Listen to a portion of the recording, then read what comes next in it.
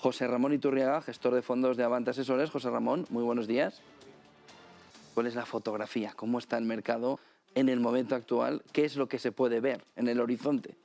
Pues el mercado, como estamos viendo estos últimos días, está algo revuelto sobre todo por el comportamiento de los tipos de interés, ¿no? Yo creo que la semana pasada coincidió pues esos datos peores de inflación que vimos, más sumado a ese mensaje más hawkish que hablabas ahora de los bancos centrales, se subió a ese mensaje también el Banco Central e hizo que los bonos, los tipos de los bonos subieran muy rápido y de forma muy brusca, y eso se trasladó al resto de los activos. Bueno, ya vimos la semana pasada cómo Lagarde, y ha insistido en ello esta semana también, pues ha salido a hablar de que no va a permitir la fragmentación dentro de los bonos europeos, y eso ha hecho que bueno, pues se tranquilice un poco los bonos, y a partir de ahí pues se está sentando un poco el polvo. Pero yo creo que ahora fundamentalmente las dudas es cómo por detrás de la curva van los bancos centrales, qué es lo que va a pasar con la inflación, y en función de eso cuál va a ser la reacción de los bancos centrales. Una vez que veamos la fotografía clara de recesión, estanflación, inflación, y veamos cómo marida todo eso en un producto final, que sea recesión a finales de este año, a principios del que viene, el siguiente punto en el que debe preocuparse el inversor es encima de qué burbujas estamos ahora mismo. Esta mañana hay un informe de Citigroup que señala que ojo con el sector inmobiliario, que lleva ya tiempo hablándose que no tanto en España, pero sí en el norte de Europa, sí en Canadá, sí en Nueva Zelanda, sí en Australia, sí en Estados Unidos, sí en parte de Latinoamérica, puede generar una burbuja importante dañando el sistema financiero, y junto a eso la posibilidad de que haya una crisis de deuda.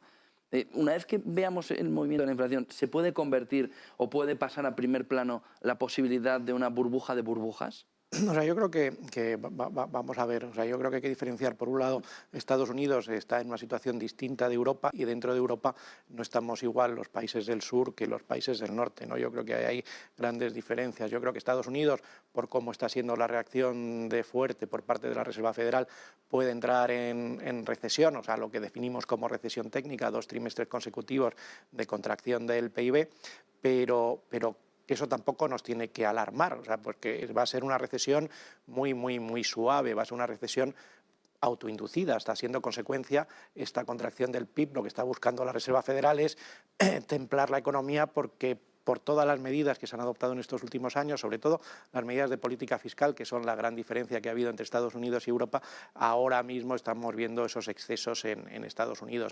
El empleo está en una situación completamente distinta que en Europa, y por eso ahí es donde podemos ver eso. En Europa no está claro que vayamos a entrar en recesión, porque el Banco Central no va a tener que reaccionar, aunque está reaccionando, no va a tener que reaccionar de la misma forma que la Reserva Federal.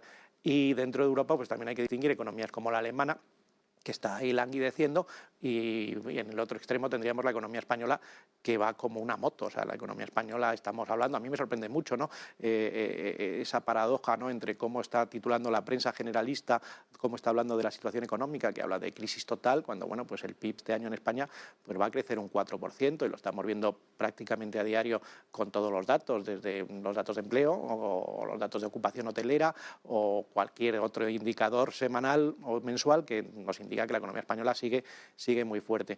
Pero en cualquier caso, en el tema de las burbujas, yo creo que también hay que distinguir. Estados Unidos, el tema de la burbuja inmobiliaria, los precios ahí sí se han calentado mucho, en otros mercados como Canadá, Australia, Nueva Zelanda también, pero esa eventual corrección no va a tener las consecuencias que tuvo el año 2008-2009. O sea, yo también creo que esa diferencia es importante hacerla. Coge al sistema financiero en una situación completamente distinta, al sistema financiero mundial, en una situación de solvencia mucho más holgada que la que podía estar desde luego en el año 2008, y el apalancamiento del sector privado, el apalancamiento de las personas físicas es también mucho más reducido. Entonces, más allá de esa eventual corrección y lo que pueda pasar, no va a tener consecuencias en el sistema financiero como las que tuvo entonces ese pinchazo. ¿Y de la deuda? Y el tema de la deuda, bueno, yo creo que el tema de la deuda hay que distinguir entre deuda pública y deuda privada. No hay ahora mismo un problema de deuda privada en el mundo. Esa es la gran diferencia con el año 2008. Y por el lado de la deuda pública, bueno, pues lo que hay que entender es que la deuda pública no se paga, se rola, ¿no? Y entonces, en la medida que la vayamos rolando, o sea, ahora se irá rolando a tipos algo superiores a los que venía rolándose hasta estos últimos tiempos, pero todavía si lo miras con una perspectiva histórica, un poco de largo plazo, se va a seguir rolando a niveles bastante razonables. Y por otro lado, yo creo que otra de las consecuencias o otro de los factores que se está buscando es algo de inflación, porque del problema de alto endeudamiento público, como se sale, es deflactando la deuda, o sea, conviviendo con inflaciones algo más altas que los tipos nominales, ¿no? Con los tipos reales negativos, pues vamos a ese que yo creo que en cierta medida es lo que están buscando, o sea, no inflaciones del 8, desde luego, que son complicadas y es lo que ha hecho que salten los bancos centrales, pero sí podemos ver los próximos años inflaciones más en el entorno del 3%, que es algo que creo que como consecuencia del alto endeudamiento público lo están buscando. ¿Qué estáis recomendando en Avante para los inversores? ¿Es momento de empezar a buscar oportunidades, puntos de entrada y a partir de ahí hacer una buena cartera a medio y largo plazo? ¿O creéis que todavía es momento de seguir esperando un poco, dependiendo, claro, del perfil de inversor?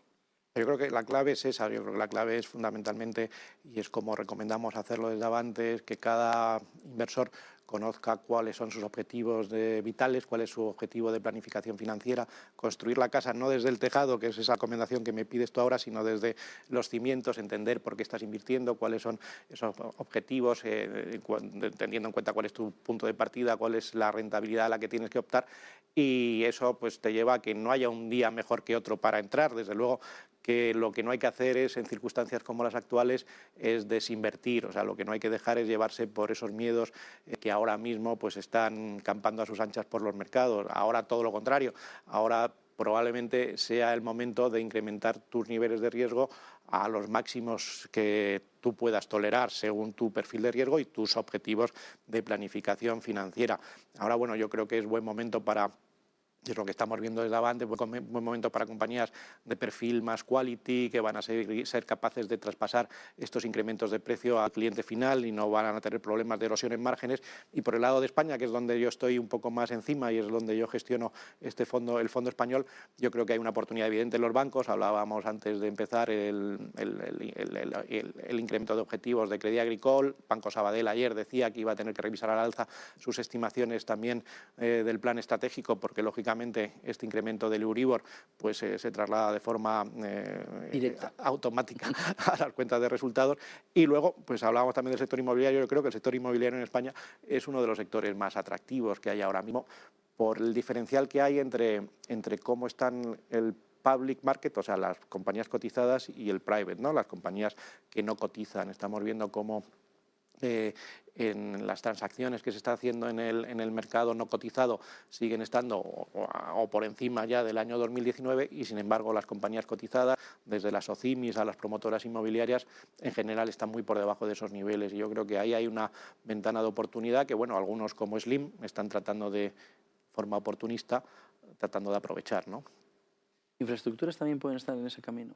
Yo creo que infraestructuras también son compañías interesantes, sobre todo por el incremento en gasto público que se va a hacer en todo el mundo, que ya se está empezando a ver de forma más evidente en Estados Unidos, pero que en Europa, con todos estos fondos de Next Generation, pues también tienen que llegar. Y las compañías españolas de infraestructuras pues son líderes mundiales porque, claro, en el ciclo anterior hicieron un máster en todo y, bueno, yo creo que son de las grandes beneficiarias de esos incrementos de presupuestos que ya estamos empezando a intuir, pero que van a llegar de forma mucho más evidente los próximos años, pues desde un SACIR, una ACS, Acciona, Ferrovial, desde luego, pues son compañías que se van a beneficiar mucho de ese entorno de mayor inversión pública. Y una última pregunta, y antes, y sobre todo, esperando al sábado, wait and see con las energéticas. Bueno, yo creo que el tema de estar en sectores regulados en el entorno actual, aunque tengan el viento de cola, sobre todo el tema de las renovables, es siempre complejo en un entorno de déficit públicos altos como el que estamos ahora. La tentación, como estamos viendo, la tentación evidente pues es meterle mano a quien menos se va a quejar, que son las compañías. Aunque pataleen algo, pues no votan al final, ¿no? Los que votamos somos otros, pero como dice muy bien el profesor Rodríguez Brown, señora, va a ser usted la que acabe pagando, ¿no? Entonces, bueno, yo creo que eso es en este entorno de déficit público alto como el que tenemos en España y en el resto de países europeos, yo creo que es una medida que entraba dentro de lo probable lo que está pasando, ¿no? El cambio de regulación del sector eléctrico. Pues muchísimas gracias, José Ramón Iturriaga, gestor de fondos de Avante Asesores. Buen día y buen negocio. Muchas gracias a ti.